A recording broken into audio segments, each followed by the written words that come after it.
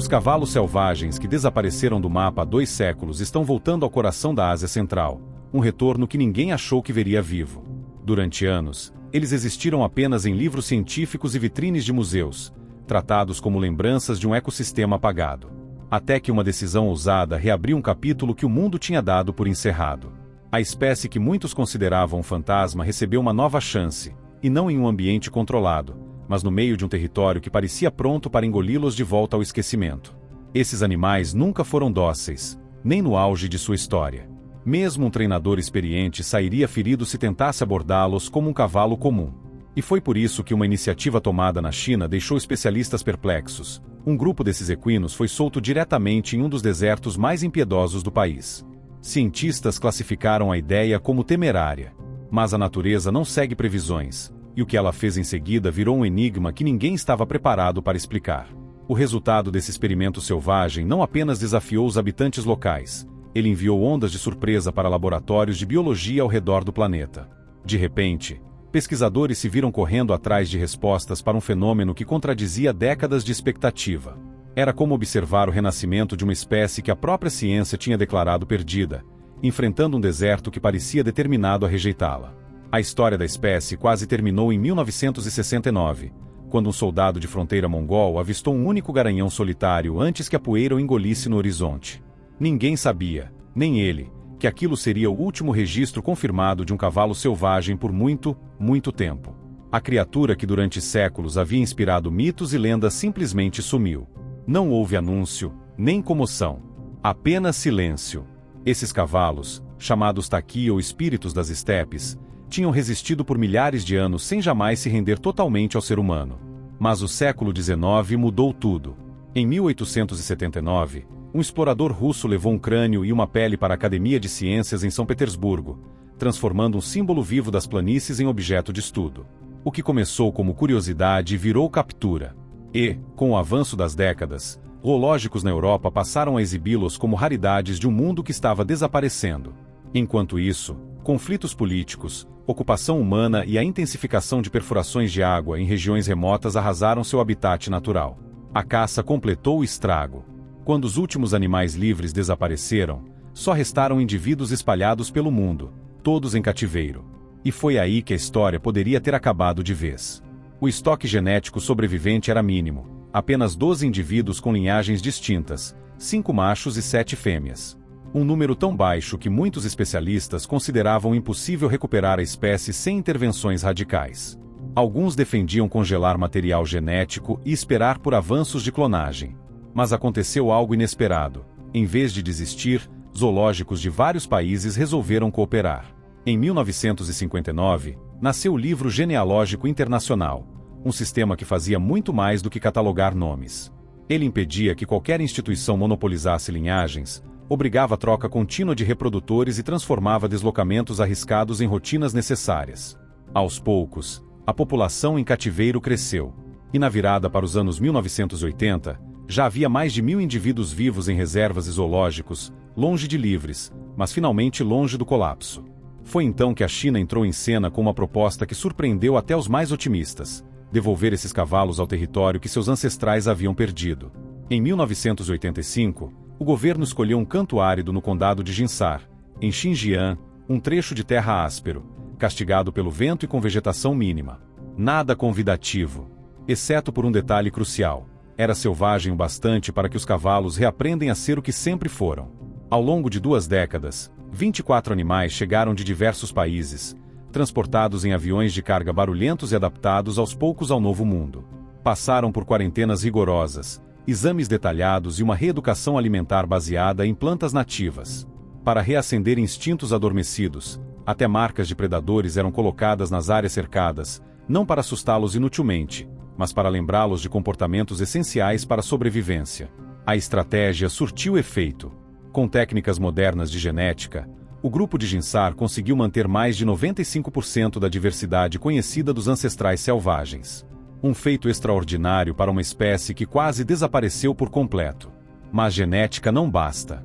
Para serem realmente selvagens, esses cavalos precisavam viver sem proteção.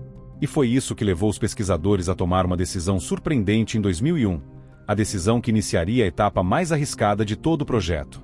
Criar um cavalo é simples. Criar o futuro de uma espécie inteira é outra história. Todos os indivíduos vivos descendiam dos mesmos 12 ancestrais, o que significava que qualquer erro poderia comprometer décadas de esforço. Para evitar isso, a China transformou Jinsar em algo além de um centro de reprodução, um banco genético vivo, onde os próprios animais garantiam a continuidade das linhagens. O sistema era engenhoso. 4 pastagens satélites rodeavam o centro principal, cada uma com um garanhão e um grupo de fêmeas sem parentesco. Mas nada ficava estático. A cada primavera, todos eram rotacionados para novas áreas. Essa reorganização imitava a dinâmica natural, evitando cruzamentos arriscados. Enquanto isso, softwares genéticos monitoravam cada nascimento e rastreavam riscos em tempo real, gerando uma espécie de painel de compatibilidade usado pelos pesquisadores para formar os pares mais seguros. Esse monitoramento reduziu drasticamente o risco de consanguinidade em poucos anos, um progresso raro em programas de conservação. Paralelamente, os cuidadores treinavam comportamentos essenciais: distância humana, respostas a ameaças e até convivência com predadores, usando lobos treinados para simular encontros reais. Aos poucos, os animais deixaram de agir como residentes de zoológico e começaram a responder como criaturas moldadas pela necessidade. Todo esse processo era caro. Transportar um único animal da Europa para Xinjiang ultrapassava facilmente 6 dígitos. Para financiar o projeto, campanhas visuais e parcerias privadas surgiram, dando ao público um vislumbre da importância daquele trabalho. E funcionou. Em 2020, novos garanhões vindos de Berlim reforçaram a base genética, abrindo caminho para a transição final. Jovens criados no programa foram preparados para a vida sem cercas. Agora faltava o passo mais difícil: escolher onde libertá-los. E foi então que os cientistas fizeram uma escolha que parecia absurda. Em vez de buscar áreas moderadas, selecionaram um dos ambientes mais severos da região de Zungária. Kalamili, um deserto que alterna calor extremo e frio cortante, onde a chuva é escassa e a vegetação mal cobre o chão. Um lugar onde a sobrevivência precisa ser conquistada todos os dias. Mas era justamente isso que os pesquisadores queriam: um ambiente que obrigasse os cavalos a reaprender habilidades que estavam adormecidas havia gerações. A maior dificuldade seria a água. Durante anos bons, pequenas poças surgem após o degelo. Nos ruins, elas desaparecem por completo. Em uma área gigantesca, apenas algumas dezenas de pontos de água permanecem estáveis, um número insuficiente até para espécies robustas. Mas os cavalos não estavam sozinhos. O deserto já abrigava milhares de kulans, parentes selvagens adaptados a esse tipo de clima. Temia-se confrontos diretos, mas as imagens mostraram o oposto. Os cavalos esperavam, cediam espaço, observavam o comportamento dos kulans e aprendiam com eles. Essa adaptação social inesperada marcou um ponto de virada. Então vieram os lobos, não simulados, mas reais. Caçadores organizados em grupos, patrulhando as mesmas áreas. As primeiras mortes chocaram os guardas, mas logo perceberam que estavam testemunhando algo que não viam há mais de um século: o restabelecimento de um ciclo ecológico completo. Enquanto isso, estudos da vegetação revelaram outro detalhe surpreendente. Áreas pastadas de maneira leve pelos cavalos se regeneravam melhor, com raízes mais profundas e gramíneas mais resistentes ao vento. Onde eles não pisavam, arbustos dominavam e a diversidade diminuía. O deserto, contra todas as previsões, respondia positivamente ao retorno desses animais. Mas a região ainda enfrenta o futuro incerto imposto pelas mudanças climáticas. Modelos indicam que a produtividade pode cair nas próximas décadas, reduzindo a disponibilidade de alimento e água. Para se antecipar, pesquisadores estão mapeando rotas naturais de altitude, corredores mais frescos onde os cavalos poderão migrar espontaneamente, guiados por coleiras de GPS leves que registram seus movimentos. O deserto, afinal, não é cenário, é o campo de treinamento que define quem fica e quem não aguenta. E então chegou o dia decisivo, um dia simples na aparência, mas que se tornaria histórico. O portão se abriu silenciosamente e os cavalos avançaram sem cordas, sem sedação, apenas seguindo o instinto que carregavam desde os antepassados. O primeiro garanhão parou, avaliou o que havia do outro lado e disparou em frente. Os demais foram atrás. Em poucos segundos, desapareceram entre colinas baixas, livres pela primeira vez em gerações. Foram necessários dias para encontrá-los novamente. Quando o sinal do transmissor surgiu, revelava algo que ninguém esperava: aquele pequeno grupo tinha localizado uma fonte de água desconhecida até pelos guardas veteranos. 3 dias de liberdade bastaram para mostrar que, mesmo depois de 2 séculos afastados da natureza, eles ainda sabiam como lê-la. Semanas depois, começaram a formar bandos como seus ancestrais faziam. Garanhões jovens se separaram para criar grupos próprios. E, em menos de 3 meses, os pesquisadores registraram o primeiro confronto ritualizado entre machos, não uma luta até o fim, mas uma disputa equilibrada, marcada por sinais que indicam domínio sem risco de morte. Era o tipo de comportamento que desaparece em cativeiro, mas renasce quando a vida volta a depender dele. O projeto não parou ali. Novos grupos foram soltos nos anos seguintes, expandindo gradualmente a população que agora corre livre em Xinjiang. Ao todo, mais de 140 animais já foram libertados. E o mais impressionante, mesmo enfrentando invernos severos, continuaram fortes, ajustados ao ambiente e determinados a permanecer onde pertencem. Hoje, esses cavalos não são mais símbolos de uma perda antiga. São testemunhas vivas do que acontece quando ciência, tempo e coragem se encontram, e dão a uma espécie inteira a chance de reescrever sua própria história. Nos primeiros anos, algo inesperado começou a surgir nos relatórios dos pesquisadores. Pelas medições da escala corporal usada para avaliar gordura e musculatura dos equinos, a maioria dos animais se mantinha firme na casa dos 3,5, um nível impressionante, acima até de muitos criados em fazendas tradicionais. E enquanto isso, o território que ocupavam se expandia de forma explosiva, de pouco mais de 120 km² para mais de 660. Eles não estavam vagando ao acaso. Seguiam os surtos de vegetação fresca que surgem depois das chuvas do deserto, como uma coreografia silenciosa, voltavam aos mesmos pontos de água no meio do verão. Mas nenhum avanço acontece sem perdas. 2 indivíduos morreram após ingerirem sacos plásticos carregados pelo vento vindos de um acampamento de camelôs próximo. Foi um choque duro, um lembrete de que o mundo moderno deixa armadilhas mesmo onde não deveria. A reserva agiu imediatamente. Nenhum material descartável seria permitido dentro de suas fronteiras dali em diante. Ainda assim, havia situações em que nada podia ser evitado. Um dos garanhões acabou fraturando a perna ao pisar em um buraco de roedor. Para os guardas, a decisão foi cruel: interferir e comprometer o princípio do projeto, ou deixar que a natureza seguisse seu curso. Optaram pela segunda opção. Em um ambiente realmente selvagem, não existem equipes de resgate. O animal sobreviveu mancando por vários meses antes de desaparecer dos rastreadores. O destino dele nunca foi confirmado. Mesmo assim, aquilo não representou um fracasso. Era apenas a realidade de um ambiente restaurado. E quanto mais essa história se espalhava, mais gente queria ver de perto. A reserva criou um limite anual de apenas 400 visitantes. As vagas evaporavam em dias. Quem conseguia entrar era levado em ônibus elétricos até um único ponto de observação elevado, onde ficavam em silêncio absoluto, observando o horizonte com lunetas. Bastava que um potro surgisse ao longe para que o grupo inteiro prendesse a respiração. Mesmo a 300 metros, os pulos desengonçados dos recém-nascidos misturavam riso e encantamento. A imprensa, claro, preferiu o título dramático: soltaram cavalos extintos no deserto chinês. Por trás do impacto, porém, existia um planejamento meticuloso, modelos ecológicos complexos e décadas de pesquisa genética. A população crescia devagar, mas de forma estável. A taxa de sobrevivência juvenil se mantinha em 15%. As estruturas sociais se tornavam mais consistentes a cada temporada. E graças às introduções controladas de novos animais do Centro de Reprodução de Jinzar, a diversidade genética permanecia protegida. E assim, pouco a pouco, uma paisagem viva se reconstruía. Não um zoológico ao ar livre, mas um ecossistema funcionando de verdade. No coração dessa transformação estava uma espécie que o mundo já tinha dado como perdida, agora traçando uma nova história nas dunas. E foi justamente quando esse projeto ganhava força que um estudo genético virou tudo de cabeça para baixo. Em 2018, o pesquisador Ludovic Orlando e sua equipe analisaram 42 genomas antigos e compararam com amostras modernas da China, Mongólia e Europa. A conclusão surpreendeu o campo inteiro.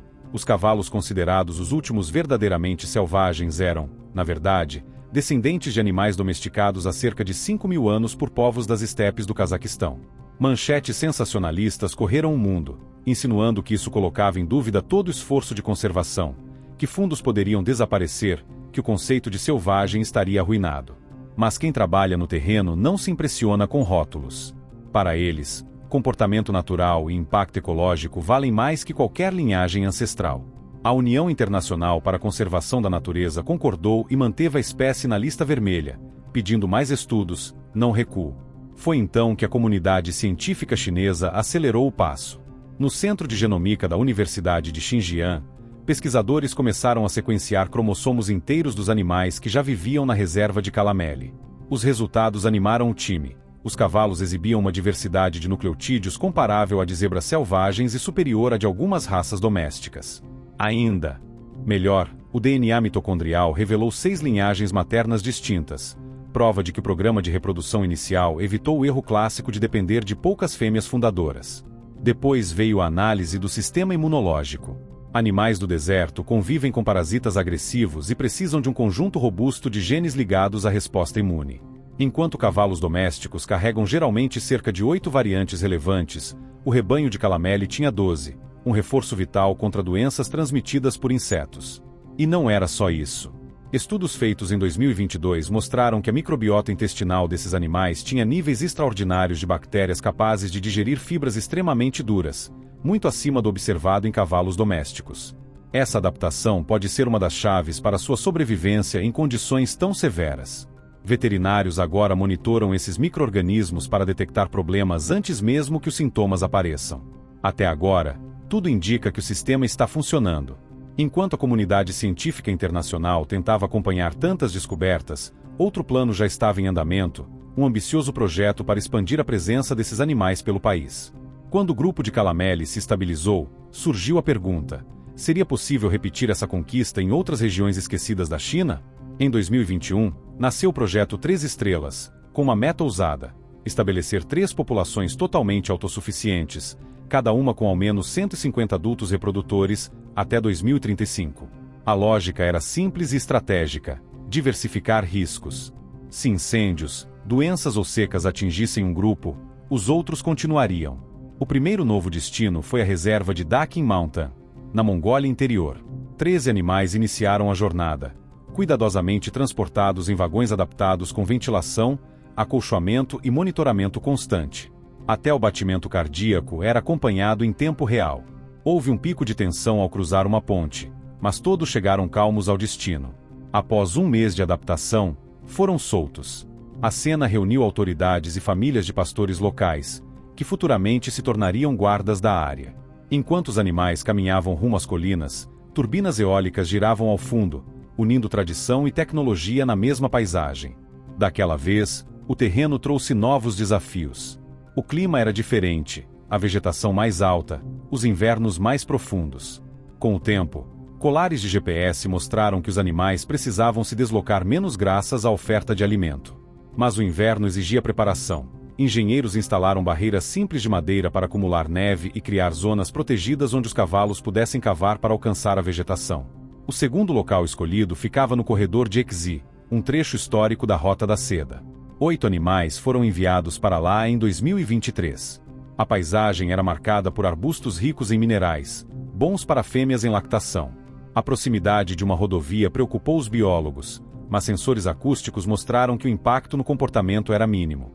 As adaptações locais revelaram novos padrões. Garanhões acostumados a áreas abertas hesitaram entre arbustos densos e fêmeas assumiram a liderança. A dieta se diversificou. Pequenos detalhes como esse passaram a influenciar futuras translocações. Às vezes, o líder ideal não é o mais forte, mas o mais adaptável. E a China não está sozinha nessa empreitada. A Mongólia retomou seus próprios programas, e o Cazaquistão recebeu seus primeiros animais de volta em 2024, transportados em uma aeronave militar cedida por parceiros europeus. A cooperação se fortaleceu. Em troca de potros excedentes, pesquisadores chineses recebem dados sobre predadores e migração de ungulados, criando uma rede internacional de conservação.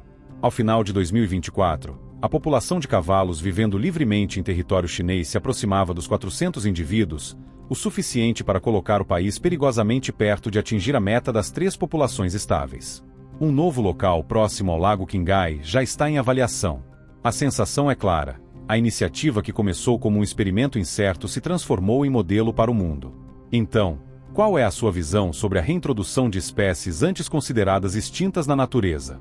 Deixe seu comentário.